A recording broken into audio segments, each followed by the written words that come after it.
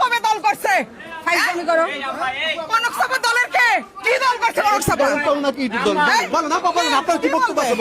কি বলবো, যারা আন্দোলনে ছিল, যারা লড়াই সংগ্রামে ছিল, আমরা যারা জেল খেটেছি 17 বছর দলের ঢাল হয়ে আমরা থেকেছি।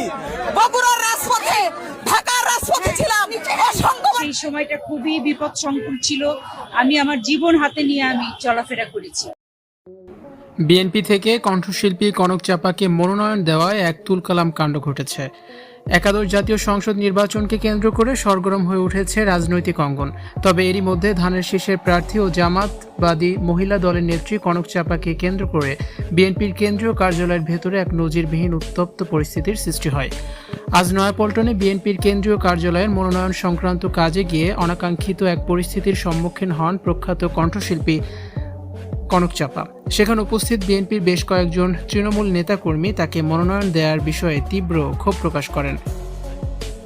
সামাজিক যোগাযোগ মাধ্যমে ছড়িয়ে পড়া ভিডিওতে দেখা যায় কনক চাপা যখন গণমাধ্যমের সাথে কথা বলার চেষ্টা করছিলেন তখন এক কর্মী চিৎকার করে তার মনোনয়নের বিরোধিতা করছেন। ওই কর্মীকে বলতে শোনা যায়, যারা রাজপথে আন্দোলন সংগ্রাম করেছে, 17 বছর জেল খেটেছে এবং অসংখ্য মামলার শিকার হয়েছে, তাদেরই দলের হাল ধরা উচিত।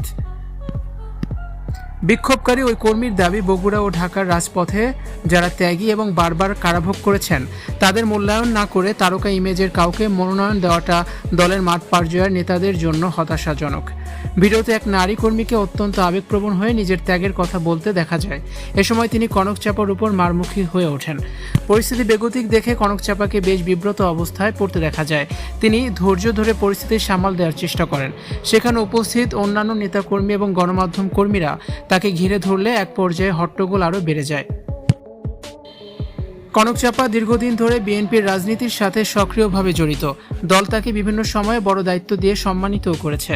তবে নির্বাচনের আগ মুহূর্তে মনোনয়ন কেন্দ্র করে দলের অভ্যন্তরীণ এই কোন্দল বা অসন্তোষ তৃণমূলের ঐক্যর জন্য বড় চ্যালেঞ্জ হয়ে দাঁড়াতে পারে বলে মনে করছেন রাজনৈতিক বিশ্লেষকরা।